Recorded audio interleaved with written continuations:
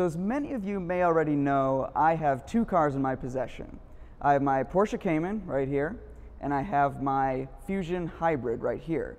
I own the Cayman, and the Fusion is a company car that I just use for work.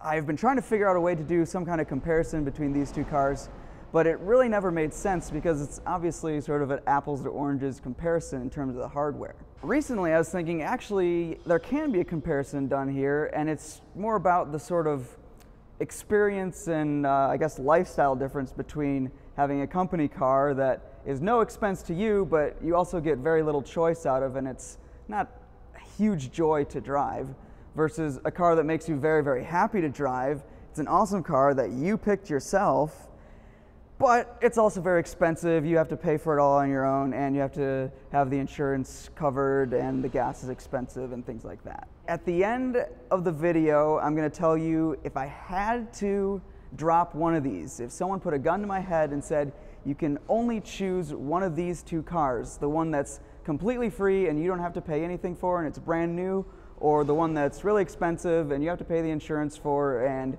if it goes wrong, it's all on you, and the gas is expensive, etc., which one would I choose if I had to drop one? So let's jump right into the comparison, starting with the Fusion Hybrid. I did talk about this car in one previous video where I compared it to the 2018 EcoSport.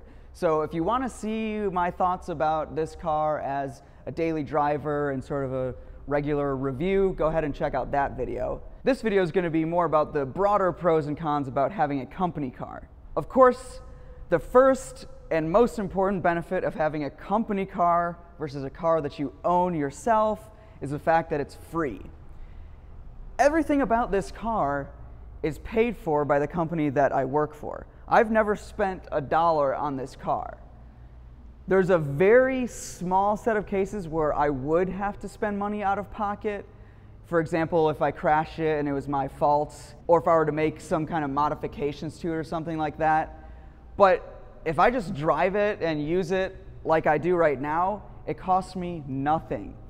The only thing I have to pay for is gas on the weekends and when I'm on vacation. And the IRS does consider the company car as part of my compensation. So at the end of the year, I do have to fill out my taxes and pay a little bit of money to the IRS for the benefit of having a free car. Insurance is free, maintenance is free, and those are huge, huge pros. That probably amounts to tens of thousands of dollars worth of expenses that I don't have to incur because the company pays for it. So another benefit of having a company car that may not apply to all company car situations, but it does in mine, is that I get a new car pretty much every 6 to 12 months. I get an email kind of out of the blue sometimes that says, hey, we need you guys to order these new cars. You're gonna get them in a few months. Go pick whatever you want. I go on the website, order my car, it shows up at the dealership. I just trade it in key to key, sign some paperwork, and I'm off with my new car.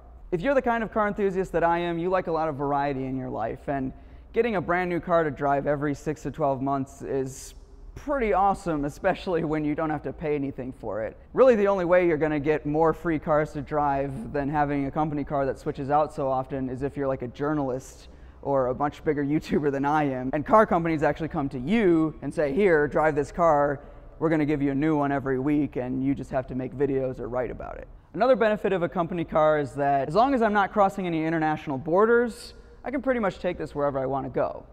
Like I said before, I do have to pay taxes on personal use, but compared to the actual mileage, depreciation, gas, insurance, all those expenses that you would incur if it wasn't a company car, it's way, way, way worth it. That's why the longer that I have a company car, the more I'm inclined to just use it for sort of boring day-to-day stuff. There's also always that tiny bit of risk that you will get in some kind of accident, or someone's gonna ding your car when it's in the parking garage, or little things like that that can always happen anytime that you go out on the road. So when it comes to just the daily wear and tear of owning and using cars, it's nice to have a company car that'll kind of save your precious sports car from taking the brunt of all of those nicks and dings and things that can happen in just everyday use. All right, so what are the cons of having a company car? It sounds great, I know, it's a free car, brand new car every 6 to 12 months. everything like that is a huge privilege and it's awesome, but it's not a perfect situation. First and foremost, I have pretty much zero choice about what car I get.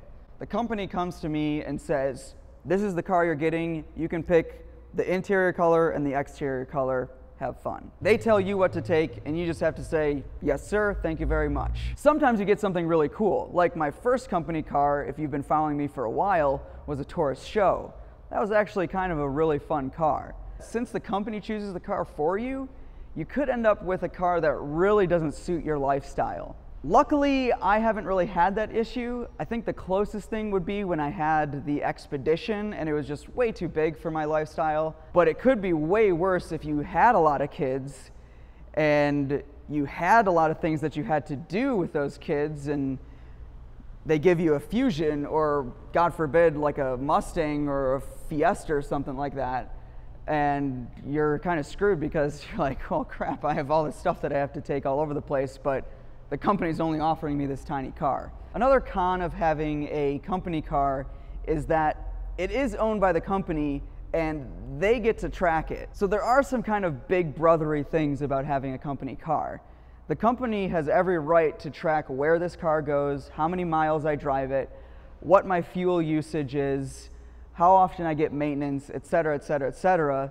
For all I know, they might be tracking this via GPS. I have no idea. So there is one more benefit of having a company car like my Fusion Hybrid versus a Porsche Cayman, and that's that a company car is typically going to be something somewhat bland, but respectable. That does segue nicely into the first con about having a Porsche Cayman personal car, and that's that some people might see you in a 10-year-old used Porsche Cayman and they might label you as someone who's more pretentious than you actually are. I would never label anybody like this because all the Porsche owners that I've met are great people, not pretentious at all, super cool. I do know that there are people out there though that exist that own Porsches that give us all kind of a bad reputation. So that's something to keep in mind if you're going to be owning a Porsche or really any higher end brand name, especially if it's a used car. People might make assumptions about you that just aren't true. I would much rather talk about the benefits and the pros of this car though, and that's starting with the fact that it is the best driving car that I've ever owned.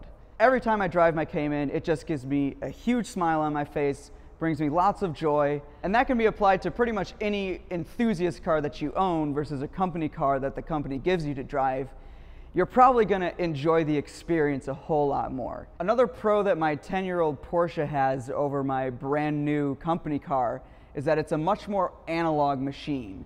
And that means that you get a much better driving experience. It's a manual transmission, of course. So if you're someone who actually enjoys the experience of driving, an analog machine like a Porsche is going to be much more fun than a highly digitized sort of car that can almost drive itself like my 2018 Fusion. The other nice thing about having this secondary car, I guess you'd call it now, is that if something does go wrong in my company car, it means I have a backup that I can still use to get around.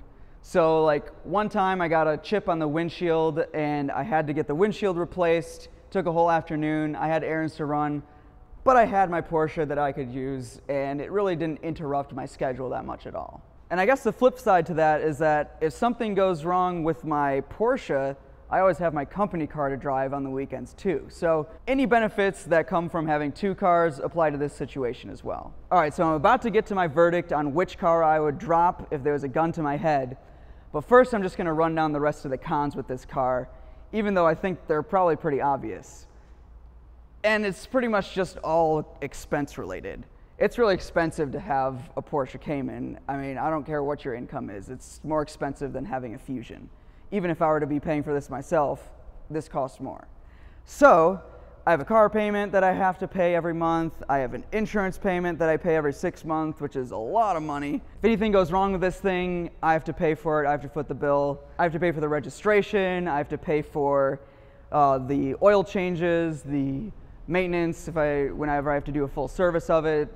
All that expense is on me. Since all of those expenses are on me, I do drive a lot more nervously with this car. So I'm much more hesitant to take this car out for a drive or go do regular errands with it, even though it would be more fun, just because it's always in the back of my mind that if something goes wrong with this car, it's all on me. Those sorts of things kind of dampen the experience of having a Porsche that you can drive, but honestly, it comes with the territory, and it's really not that big of a deal. And it's something that you just have to kind of go into the whole experience knowing that's going to happen. So finally, what's the verdict? If someone put a gun to my head and said, you can either have a company car that gets renewed at least every 12 months, it's brand new every time, all the expenses are paid, all the gas is paid during business hours, and there's really nothing you have to do to maintain it. Or you can have a used Porsche Cayman that's fun to drive, but it costs thousands of dollars in maintenance. The insurance is astronomically expensive because you're a 25-year-old male with speeding tickets. You have to spend your money on anything that goes wrong with it because all the maintenance expenses are on you.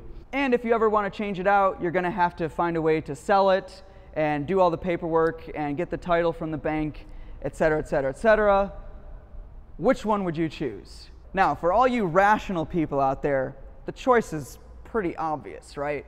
But if I'm being completely honest, I would say drop the company car, give me the expensive Porsche Cayman. That's the car that I want. This is the situation I'd rather live with if I had to choose between the two. What's my explanation? I really don't have any. It's a completely emotional, irrational, makes no sense decision, but it's a gut feeling. I know if I had to choose between these two situations, I would take my Porsche Cayman every single time. I just love it too much to ever give it up in exchange for some monetary benefits. It really makes no sense, and I have no good explanation for it. But hopefully there's some of you guys out there that are as crazy car enthusiasts as me, and maybe you'll kind of understand where I'm coming from.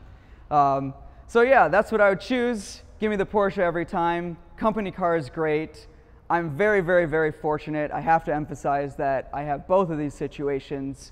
But the thing that makes me feel luckiest of all is to have all of you guys, my viewers. I appreciate everyone out there watching this video. Thank you so much. I will see you guys in the next one. Don't forget to subscribe and like this video if you liked it, and check out my link to my t-shirts that I've designed. If you really like old Porsche Caymans and you're crazy like me, check out that link, and I'll see you guys in the next one. Thanks.